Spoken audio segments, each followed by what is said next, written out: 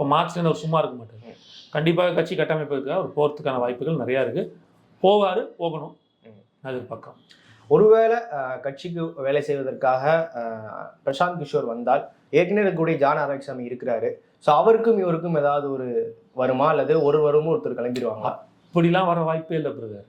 அதான் சொல்கிறேன்ல, ஏதாவது சும்மா அப்படி ஒன்று போட்டு வாங்குற மாதிரியான ஒரு ப்ராப்ளம் தான். ஆக்சுவலி ஜான் ஆரோக்கியசாமி யார்?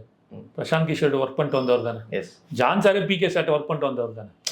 அப்படிலாம் இருக்காது. சரி, நான் இப்படி ஒரு எக்ஸாம்பிள் வைக்கிறேன். நமக்கு உடம்பு சரியில்லை, ஒரு பேஷண்ட் இருக்காரு, அவருக்கு ஒரு ஆப்ரேஷன் பண்ணோம், ஒரு டாக்டர் பார்த்துட்டு இருக்காரு, இன்னொரு டாக்டர் வர்றாரு. அந்த டாக்டரே சொல்கிறாருல, ஒரு சீனியர் இருக்காரு, நான் என்னோட பாஸ் அவர், என்னோட சீனியர் அவர், அவர்கிட்ட ஒரு ரிப்போர்ட் எடுப்போம், அவர்கிட்ட ஒரு சஜஷன் எடுப்போம், செகண்ட் ஒப்பீனியன் எடுப்போன்றாங்களே. அப்போ வந்து இல்லை நீங்கள் தான் இருக்கீங்களே, அவர் எதுக்கு அப்படின்றாரா? இல்லை அந்த டாக்டரே சொல்கிறாரா, நான் தான் இருக்கேன், எதுக்கு இன்னொரு டாக்டர் கூப்பிட்றீங்க? இதெல்லாம் தப்பு. இப்படி கிடையாது. எதுக்கு இன்னொரு டாக்டரை வர வைக்கிறாங்க? அவருக்கே டாக்டரை ஏன் ரெக்கமெண்ட் பண்ணுறாரு? எனக்கு சீனியர் இருக்காரு, வந்து பார்க்கட்டும், என்ன எதுன்னு டயக்னைஸ் பண்ணிட்டோம் அப்படின்ட்டு ஏன் சொல்கிறாரு?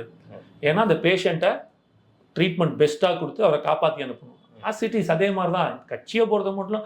இப்போ அவர் பிரசாந்த் கிஷோர் இருந்தாலும் அந்த வெற்றி ஜான் ஆரோக்கியசாமி சாருக்கு தானே இருக்குது. ஜான் சாருக்கு தானே அதில் வந்து ஒரு பங்கு இருக்குது. வெறும் பிகேக்கு மட்டும் போகாது இல்லை. எல்லாரோட அந்த குறிக்கோள் என்னவா இருக்குது? வெற்றி அடைய வைக்கணும். இதற்கு நம்ம என்ன செய்வோம் அப்படின்ற போது என்னென்னலாம் பெஸ்ட்டாக இருக்கோ அதெல்லாம் கொண்டு வந்து உள்ளே வைப்பாங்க. அதுதான் வந்து ஆரோக்கியமான அரசியல். அதுதான் வந்து எந்த ஒரு செல்ஃபிஷ்னஸும் இல்லாமல் தன்னலமற்ற அரசியல்.